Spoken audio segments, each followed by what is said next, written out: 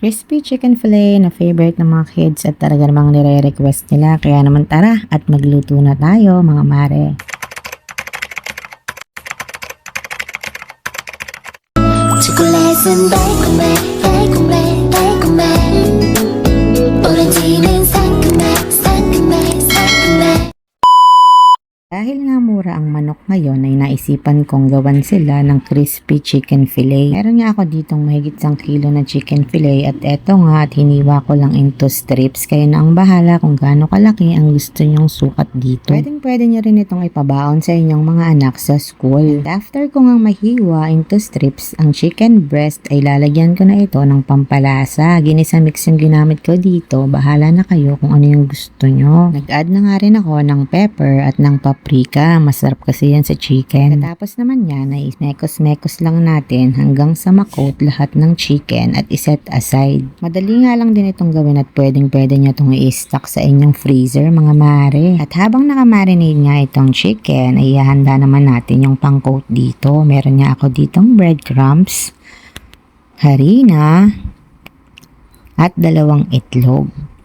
Dito kasi sa bahay namin ay talagang paboritong-paborito ng mga anak ko ang chicken. Kaya naman eto at ginawan ko na nga sila ng pang-stocks. Para naman pag nag-crave sila ay magpiprito na nga lang kami dito sa bahay at hindi na bibili pa sa labas. Medyo magastos kasi ngayong season na to kaya naman tipid-tipid din pag may time.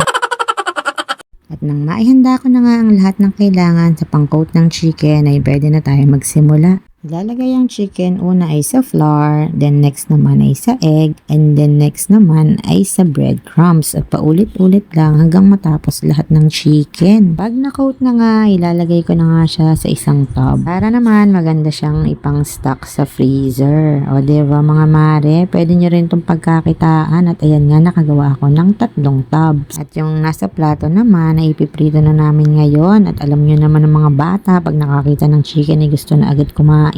Kaya naman ayan at nagpainit na nga ako ng mantika at nagprito na rin ako para matikman na nila. At habang nagpiprito nga ako ay naaamoy na ni Bunso. Talaga namang ginugutom na nga daw siya.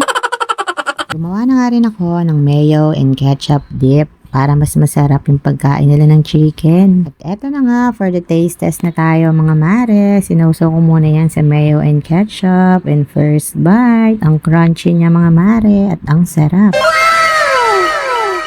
Kulang na nga lang ay fries at soft drinks at para na nga nasa fast food ang vibes. At syempre, hindi natin palalagpasin ang taste test ng aking mga junakis at ang una nga itong si Kuyang Mahiyain. And then next naman ay itong si Bunso. At nagustuhan naman nilang lahat, pati na rin itong si Ate.